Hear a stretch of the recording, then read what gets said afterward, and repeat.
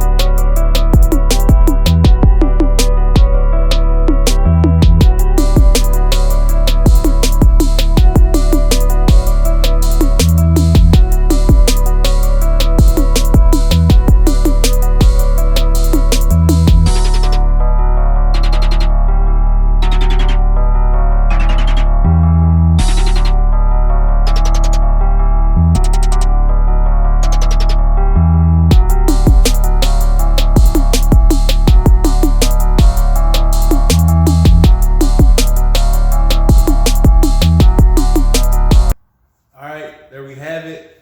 You just witnessed Gen 1 ZX10 complete frame breakdown. There's more than one way to skin a cat. That's how I like to get it done for this particular machine. So hey, as long as you get the job done. Now don't forget to subscribe and stay tuned. This frame's off to StunterX.